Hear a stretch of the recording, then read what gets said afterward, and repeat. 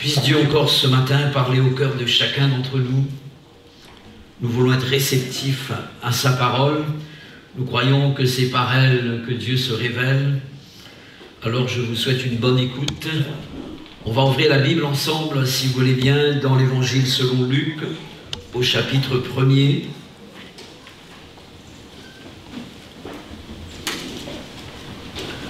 On fera la lecture à partir du verset 5 et on lira le texte jusqu'au verset 25.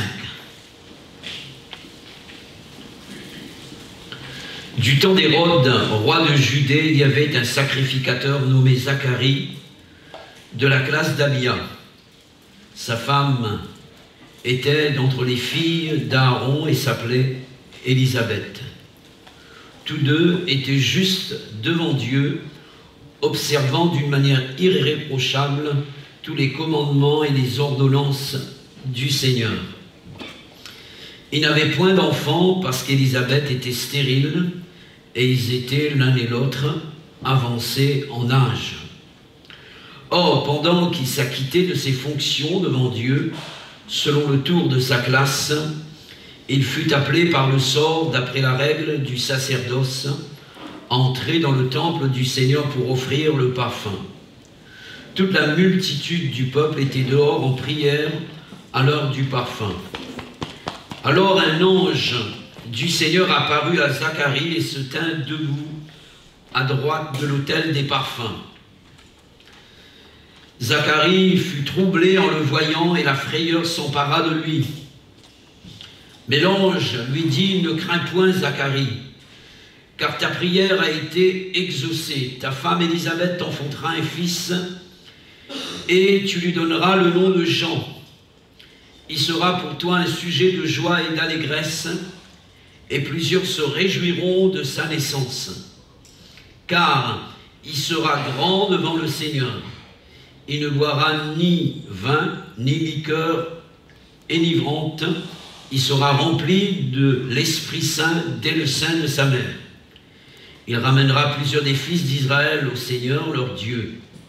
Il marchera devant Dieu avec l'esprit et la puissance d'Élie pour ramener les cœurs des pères vers les enfants et les rebelles à la sagesse des justes, afin de préparer au Seigneur un peuple bien disposé. » Zacharie dit à l'ange, « À quoi reconnaîtrai-je cela ? Car je suis vieux et ma femme est avancée en âge. » L'ange lui répondit, « Je suis Gabriel, je me tiens devant Dieu. J'ai été envoyé pour te parler, pour t'annoncer cette bonne nouvelle. Et voici, tu seras muet et tu ne pourras pas parler jusqu'au jour où ces choses arriveront, parce que tu n'as pas cru à mes paroles qui s'accompliront en leur temps. » Cependant, le peuple attendait Zacharie, s'étonnant de ce qu'il restait si longtemps dans le temple. Quand il sortit, il ne put leur parler et ils comprirent qu'il avait eu une vision dans le temple. Il leur faisait des signes et resta muet. Lorsque ses jours de service furent écoulés, il s'en alla chez lui. Quelque temps après, Élisabeth, sa femme, devint enceinte.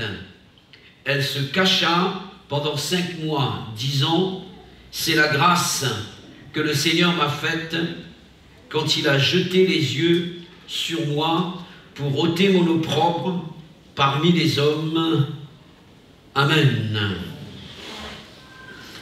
J'aimerais ce matin m'adresser à vous en vous parlant de ce Dieu qui est pour nous fidèle, et en retour, nous devons être fidèles à Dieu. Le titre de mon message pour l'Église est celui-ci, « Fidèle à Dieu, envers et contre tout ». Voilà un couple qui, jusqu'à ce jour, n'avait pas eu d'enfant. Il s'agit de Zacharie et d'Élisabeth. La Bible dit ceci, qu'Élisabeth était stérile. En plus, les deux étaient fort âgés.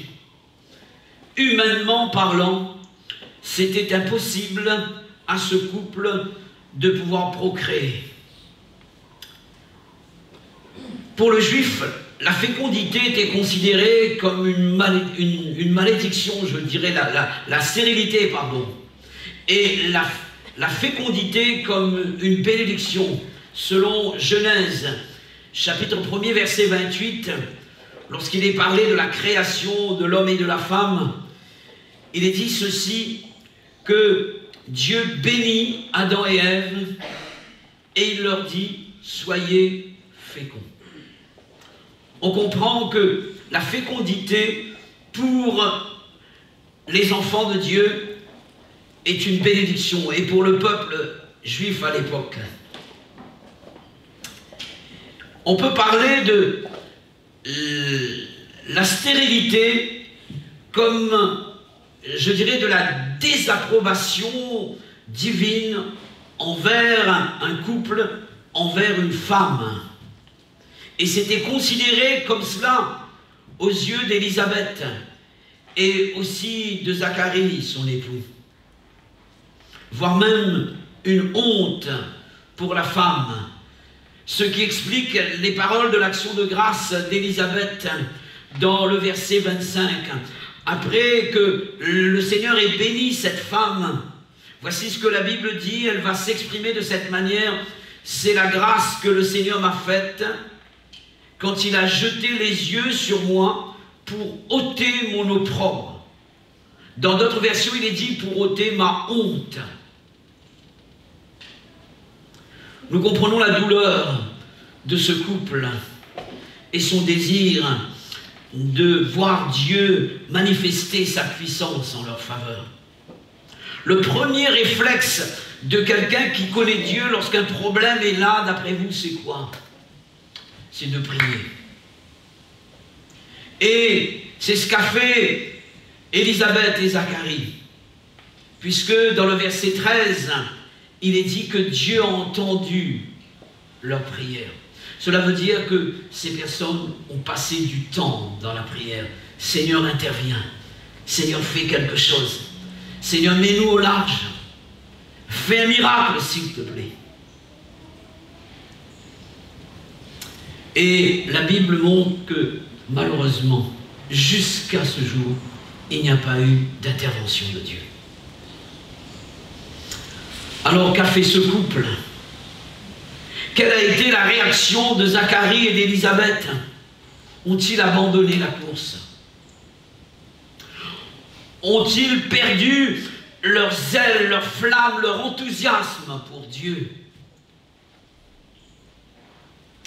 Ont-ils laissé de côté leur communion avec Dieu, leur consécration?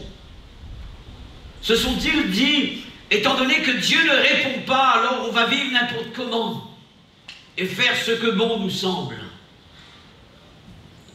Peut-être vivre dans le péché. Pas du tout. Ces personnes ont été fidèles à Dieu. Amen.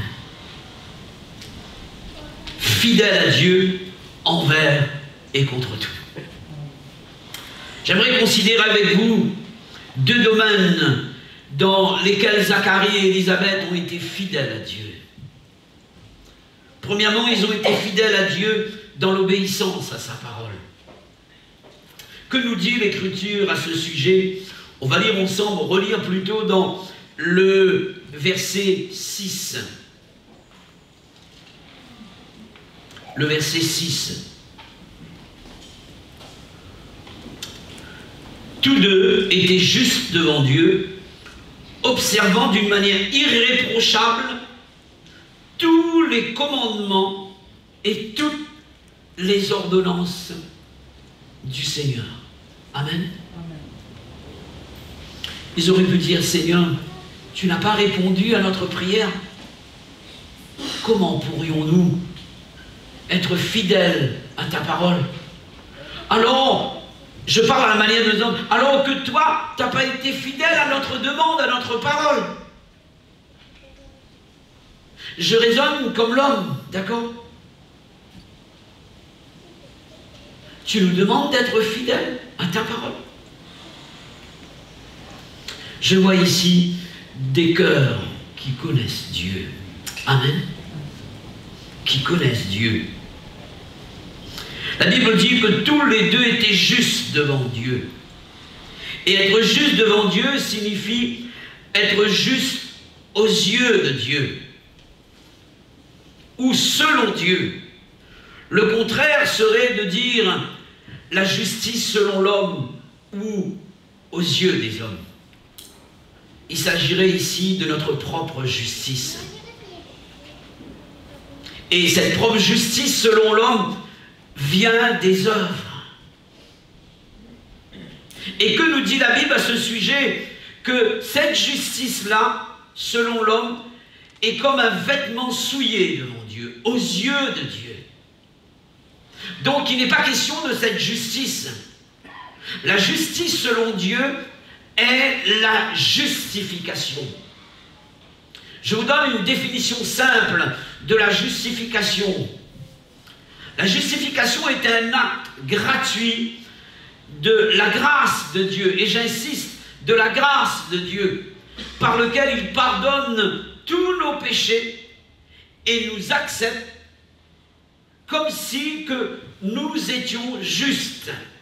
Et c'est au regard de Dieu. Dieu nous voit justes, non pas sur la base de notre propre justice, mais à cause de la justice de Christ. Et cette justice nous a été imputée. Cela veut dire que Jésus s'est fait justice pour nous. Alléluia. Nous n'avons rien fait. Il s'est fait justice et sanctification pour nous. Alors Dieu nous déclare justes.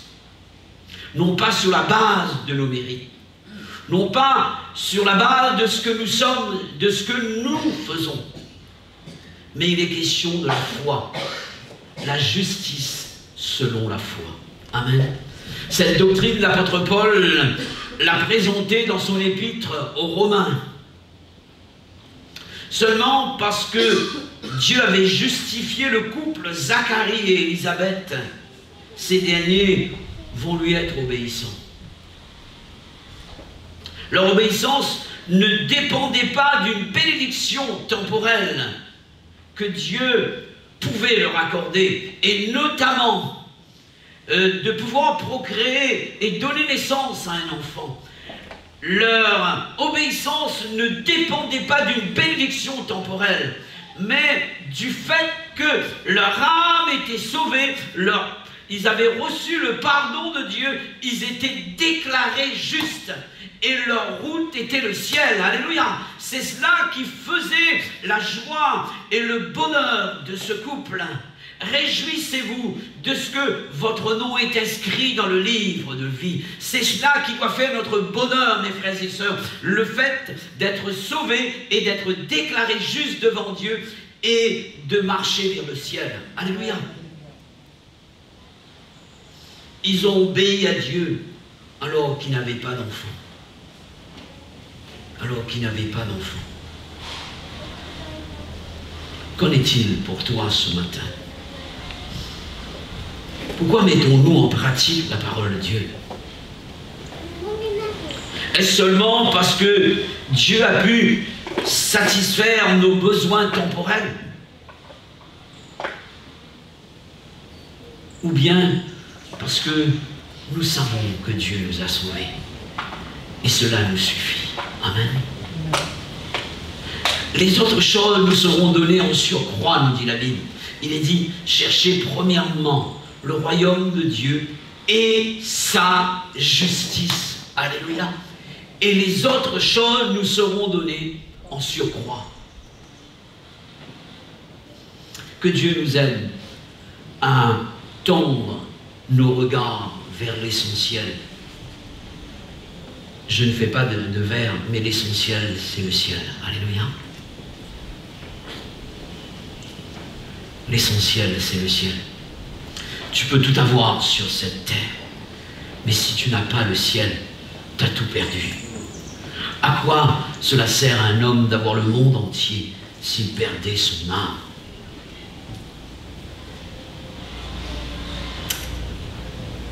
Être obéissant à la parole de Dieu, être fidèle à la parole de Dieu, envers et contre tout. Ça a été l'attitude de ce couple vis-à-vis de Dieu. Que Dieu nous aide, mes frères et sœurs, à vivre de cette manière. Que cette obéissance à la parole de Dieu soit constante dans nos cœurs. Non pas par rapport à une circonstance, à une situation. Notre âme est sauvée. Nous appartenons à Dieu. Alors nous lui sommes fidèles et obéissants à sa parole. Alléluia. Dans quel domaine Zacharie et Élisabeth ont-ils été fidèles encore? Ils ont été fidèles dans le service de Dieu. Et surtout Zacharie, puisqu'il est parlé de lui ici.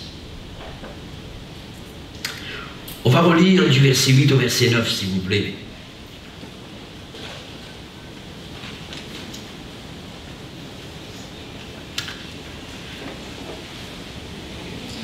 Nous relisons ces paroles. Or, pendant qu'il s'acquittait de ses fonctions devant Dieu, selon le tour de sa classe, il fut appelé par le sort, d'après la règle du sacerdoce, à entrer dans le temple du Seigneur pour offrir du parfum. Alléluia. Ici, donc, il est parlé du service de Zacharie. Zacharie était sacrificateur. Et la Bible dit qu'il était de la classe d'Abia. Il faut savoir que les sacrificateurs du temple étaient répartis en 24 classes. Vous allez pouvoir trouver ces informations dans 1 Chronique chapitre 24. Chaque classe accomplissait le service 2 fois par an. Et pendant une semaine. Et la classe d'Abia était la 8e classe, d'après 1 Chronique, verset 24. Que nous dit la Bible au sujet de Zacharie par rapport à son service? Il est dit, or, pendant qu'il s'acquittait de ses fonctions devant Dieu. Dans une autre version, nous avons ces paroles, Zacharie assurait son service.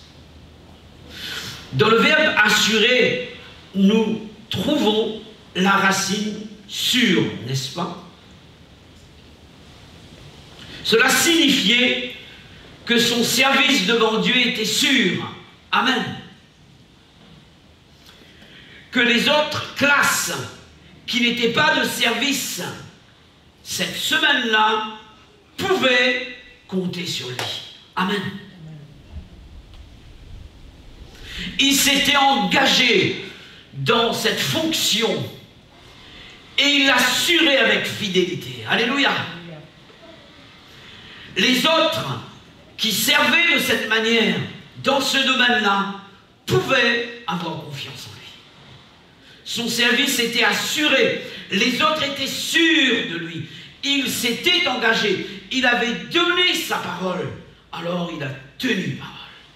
Alléluia. Il a tenu parole. Mieux encore, Dieu pouvait compter sur lui. Il y a un vieux cantique qui dit « Dieu peut-il compter sur nous ?» Des fois on compte sur Dieu alors que Dieu compte sur nous. Alors que Dieu compte sur nous. Est-ce que les autres du même service que toi peuvent compter sur toi? Parce que tu assures, alléluia, comme Zacharie, tu assures. Est-ce que l'on peut dire autant de moi, de toi? Ou bien avons-nous des lacunes dans le domaine de la fidélité? Et ces lacunes doivent être comblées. Vous avez remarqué que le verset 8 est placé après le verset 7. Quelqu'un me dira, mais il exagère le frère Clément. Qu'est-ce qu'il veut dire? Je vais expliquer, d'accord? Je continue ma phrase, je n'avais pas fini. Et entre les deux phrases, il y a un petit mot. Or. D'accord?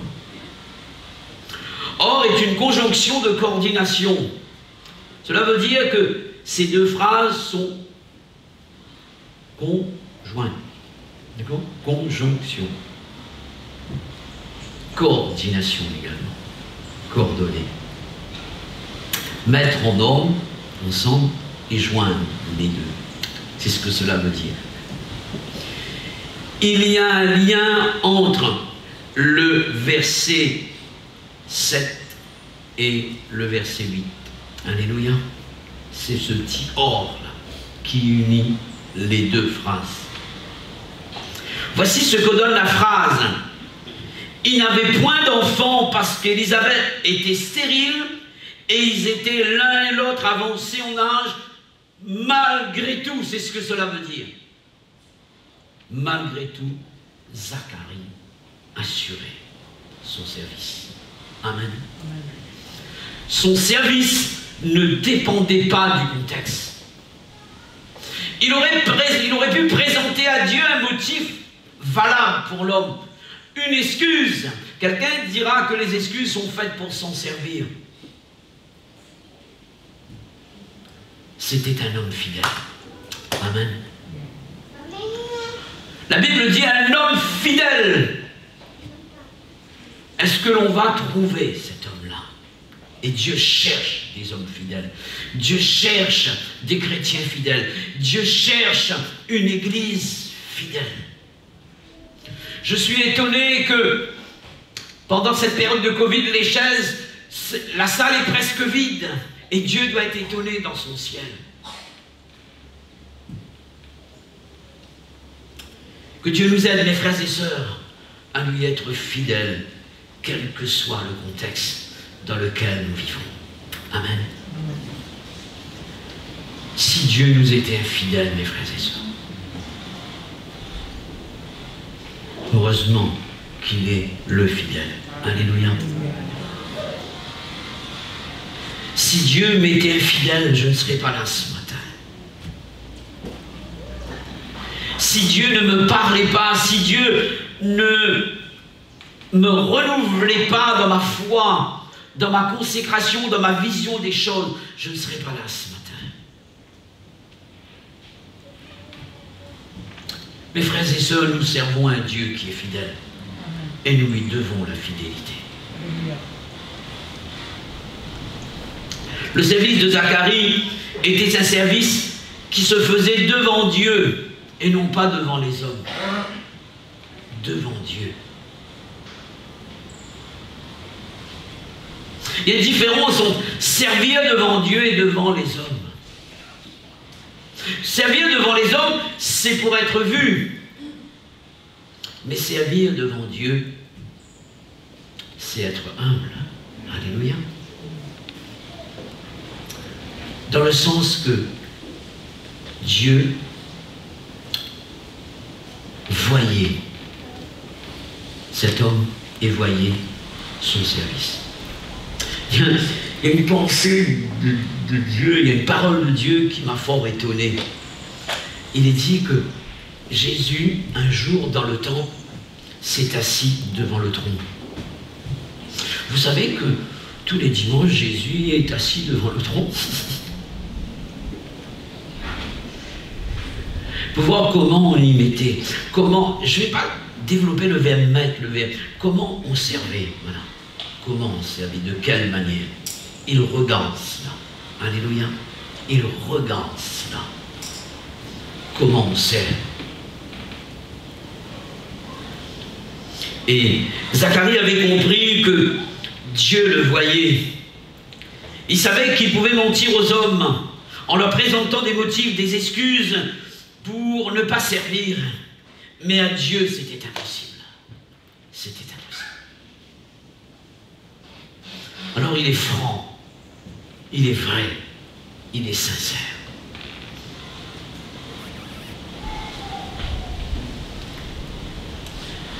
Je veux dire que Zacharie avait fait de son service une habitude. Et j'ajouterais une bonne habitude. Car il y a de bonnes et aussi de mauvaises habitudes. Souvent dans la Bible, il est parlé de Jésus qui avait l'habitude d'aller sur la montagne pour prier. Ça, c'est une bonne habitude. Alléluia. Il y a des bonnes habitudes dans notre vie en tant que chrétiens que nous devons garder et entretenir. Comme Jésus, par exemple, l'habitude de prier. Quelqu'un disait ceci, il parlait d'une définition de ce que c'est que la vie. Et il a commencé par un geste, il disait que une habitude, c'est un geste répété, et ce geste répété devient une habitude, et l'habitude, lorsqu'on la pratique, devient une attitude, et une attitude devient une vie. Amen. Ça commence par un geste. Un geste. Une première fois, j'élève ma voix dans l'église, j'adore mon Dieu. Après, ça devient une bonne habitude. Alléluia. Je décide de venir à la réunion de prière le vendredi. C'est un premier geste. Ça devient une habitude.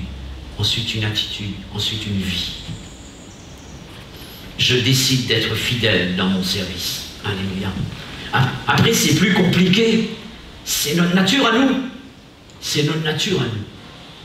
C'est notre nature à nous. Par contre, il y a des mauvaises habitudes à rejeter dans notre vie. Des mauvaises habitudes à rejeter. Il y a un mot qui a retenu mon attention encore ici, un autre mot, dans le verset 8. J'aimerais le voir avec vous, c'est le mot « pendant ». Il est dit « pendant qui s'acquittait de sa fonction ». Ce mot est important. Le mot « or » est important, le mot « pendant » est important dans ce texte. C'est à ce moment-là, pendant qu'il servait. Et dans Actes, chapitre 12, je crois, au chapitre 13, je regarde cela, donc il est dit, pendant qu'il servait le Seigneur dans le jeûne et dans la prière, Dieu va se manifester. Amen. Et il va dire, mettez-moi à part Paul et Barnabas pour l'œuvre à laquelle je les ai appelés. Alléluia. Pendant qu'ils servaient dans le jeûne et dans la prière, c'est le chapitre 13 des Actes des Apôtres. Et là, c'est la même chose. Pendant qu'il s'acquittait de sa fonction, de son service. À ce moment bien précis, Dieu va agir en sa faveur et en faveur de son couple. Alléluia. La première action de Dieu, la Bible dit qu'il fut appelé par le sort, d'après la règle du sacerdoce, à entrer dans le temple du Seigneur pour offrir le parfum. Première action de Dieu. Une expression est mentionnée ici, tirer au sort. Et c'était une manière de faire à l'époque permettant au peuple de Dieu de laisser la situation entre les mains de Dieu pour la décision finale, par rapport à un choix, par rapport à un projet. Par exemple, pour le remplacement du ministère de Judas dans les Actes des Apôtres, 2 frères ont été proposés par les apôtres, Barsabas et Matthias. Les apôtres ont prié d'abord, et ensuite ils vont tirer au sort, et le sort est tombé sur Jonas. Ils vont conclure que c'est Dieu qui demande à ce que, le fait est tombé sur Matthias, pardon, demande à ce que Matthias, pardon, soit le remplaçant de Judas. Cette pratique se faisait, donc j'apporte ce détail, avant la venue du Saint-Esprit. Et juste après, il y a eu l'effusion du Saint-Esprit et ça a changé. Je ferme la parenthèse pour revenir à Zacharie. Pendant qu'il servait d'une manière, je dirais, habituelle, naturel. Dieu va le choisir pour entrer dans le temple afin d'offrir le parfum. C'était un privilège pour un sacrificateur. Et ici donc, tous les sacrificateurs n'étaient pas choisis obligatoirement à cette époque pour accomplir cette tâche dans le temple. Et ils ne pouvaient aussi l'accomplir à 2 reprises. Il fallait donc tirer au sort, il fallait faire un choix. Et Dieu décidait de cela. Et on peut dire que Zacharie, dans son service, a atteint l'apogée de son service. Quoi de plus grand pouvait-il arriver à cet homme? Et il se dit, mais c'est extraordinaire, je suis privilégié par rapport aux autres.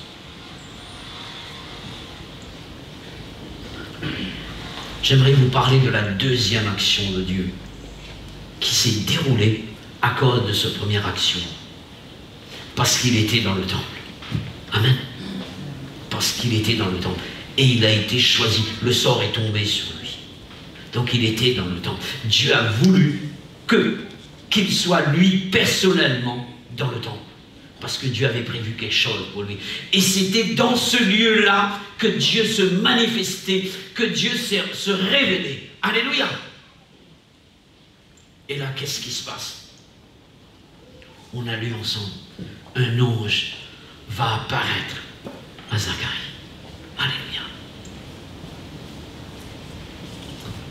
Et cet ange va lui parler. Il va dire à Zacharie, tu as arrêté de prier parce que tu réalises que tu ne peux plus avoir d'enfant avec ton épouse. Trop âgée. Elle est stérile, mais toi, et maintenant tu ne peux plus. Tu es trop âgé. C'est impossible. Dieu est en train de lui dire, mais moi je n'ai pas oublié. Alléluia. Tu as arrêté de prier, tu as arrêté de croire. Pour cette bénédiction-là, tu as arrêté de croire pour cette bénédiction. Parce qu'à un moment donné, Dieu va dire, parce que tu as douté alors que tu n'as pas cru, tu seras muet. Donc Dieu sait de quoi il parle. Ce couple ne priait plus pour cette bénédiction, ne croyait plus dans cette bénédiction. Et Dieu va se manifester. Amen. Il y a des choses qui nous dépassent, mes frères et sœurs. Il y a des choses qui sont au-dessus de notre compréhension. Des fois, on s'est dit, mais c'est impossible. C'est plus possible. Mais à ce moment-là, Dieu intervient. Dieu intervient. Et je vois l'amour de Dieu ici pour ce couple. La foi pour cette bénédiction n'y était plus. Et Dieu lui-même parle de cela. Il dit, vous n'avez pas cru. Vous avez arrêté de croire. Mais malgré cela, Dieu va bénir, mes frères et sœurs. Dieu va bénir. Parce que les bénédictions de Dieu, ce sont des faveurs imméritées. Alléluia. Ce sont des grâces de Dieu. Dieu va demander à Zacharie de donner un nom à son fils. Comment il s'est appelé? Jean. Amen. Et ce nom, littéralement, veut dire l'Éternel fait grâce. Non pas sur tes mérites, non pas à cause de tes mérites, non pas à cause de ta propre justice, mais parce que Dieu est à bon.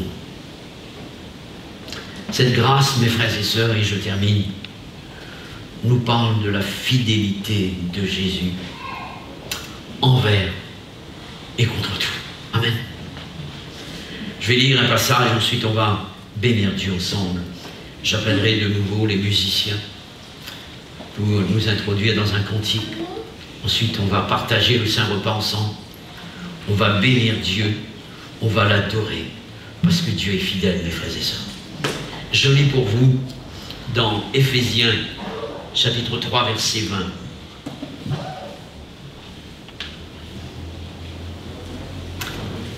Or, à celui qui peut faire, par la puissance qui agit en nous, infiniment au-delà de tout ce que nous demandons ou pensons, à lui soit la gloire dans l'Église, en Jésus-Christ, dans toutes les générations, au siècle des siècles. Amen. J'aimerais prier, Seigneur, pour que cette parole trouve un écho favorable dans votre cœur et qu'ainsi vous soyez bénis de sa part, que la fidélité soit votre part, votre vie, votre nature même. Alléluia. Et que ce soit une habitude chez vous développée. La fidélité dans l'obéissance à la parole de Dieu et la fidélité dans le service. Alléluia. Seigneur, merci pour ta parole. Merci de nous parler par elle. Et merci de nous bénir par elle. Donne-nous, Seigneur, à ne pas seulement nous borner à l'écouter en nous trompant par de faux raisonnements, mais nous voulons la vivre en la mettant en pratique, afin de ne pas être cet auditeur oublieux qui, après avoir plongé son regard dans la loi parfaite de l'Éternel, il oublierait ce que Dieu a dit. Donne-nous, Seigneur, à laisser cette parole atteindre nos cœurs et pénétrer les profondeurs de notre être et accomplir le dessein de Dieu. Seigneur, bénis l'Église, rends-la forte, encourage quelqu'un qui passe par un temps de difficulté et qui a changé de vision quant à sa consécration, son attachement à Dieu. Permets que cette parole soit comme un électrochoc spirituel propulsant cette personne de l'avant et l'entraînant de nouveau à courir avec Christ vers le but final qu'est le ciel. Qu'il en soit ainsi, au nom de Jésus. Alléluia.